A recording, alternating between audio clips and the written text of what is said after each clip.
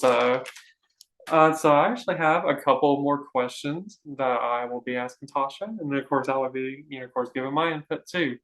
So, there's this idea of like people being in open marriages or open relationships where, both the husband and wife or boyfriend girlfriend, if you're in a relationship, are open to the idea of bringing other people into their relationship, where it's not just between the two of them anymore, and that they can invite more people into their team basically. And I was just curious. I feel like it's gotten more people are okay with the idea of open relationships and open marriages. But how do you feel about those?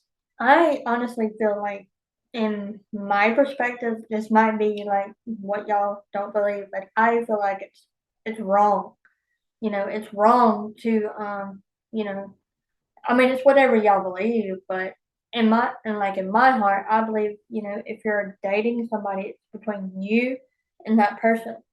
Like if you're married to somebody, it's between you and that person, and you like I don't, I personally feel if you like want to have that happen, then hey, that's all you.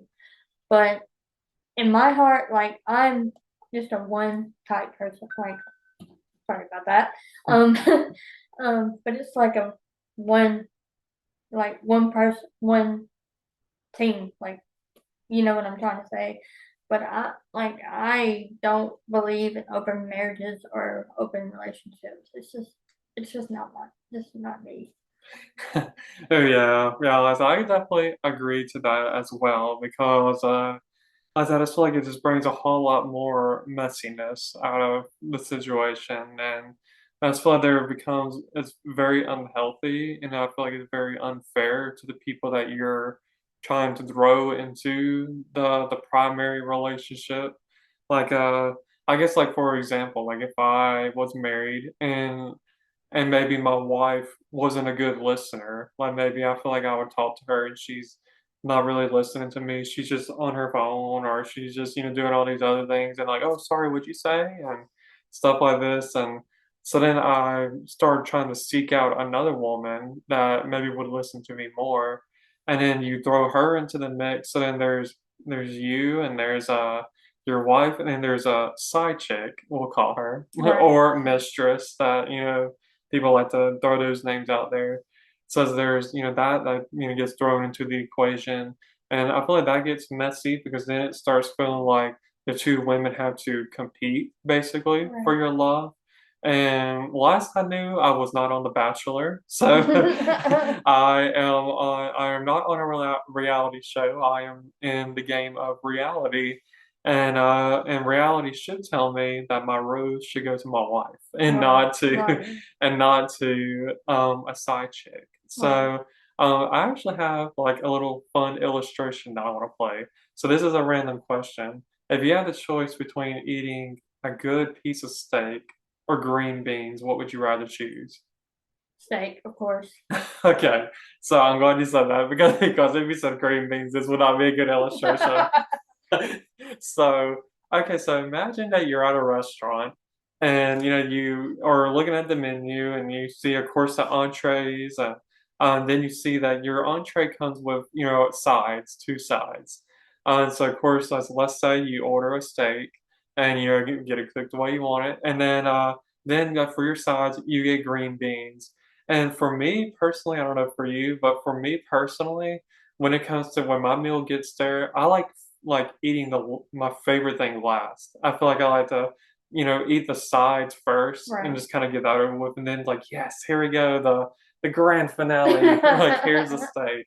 So I bring up this story because I think it is important for people, for whether you're a side chick, whether you are, I don't even know what they call guys, like when it's like more than one guy. I'm gonna say a man on the However they side. call them. Yeah, there's a guy on the side. And so if you are a guy on the side, or if you are a side chick or a mistress, do not be green beans. I say that because you know that you're trying like you are sabotaging a marriage or a relationship that and it's supposed to be between just one person, one man, one woman, one team, and you're coming in trying to sabotage that or mess that up, and Mhm. that's just very dangerous to get involved in because there's a lot of animosity. There, you're gonna create a lot of enemies, and listen, for me, at the end of the day, I would rather have a good juicy piece of steak Right. than That's having right. than having green beans. Um, so listen, I don't care if my wife is a terrible listener. You're just gonna have to approach your wife or your husband, or let them know that, like, I want you to listen to me more, and whatever it takes. Whether it's I'm not big on it, but whether it's therapy, like if you have to go to therapy to make that happen, marriage counseling, something like that to make it work. But do not go for green beans. Right. Like, you better go for that steak, and you better Yeah. keep that steak because you want to stay with the main dish. You don't want no side dishes. You don't want no green beans, corn. You don't want the green beans, corn, stale hard mashed potatoes, and Oh, and turnip greens. Like you want to have the good piece of steak. And I yeah. suggest that if you get married. Or if you're in a relationship, like, so people think that being in a relationship is easier to have an open relationship, which can be true because unless there's not that idea of like adultery and all that comes into play when you're married.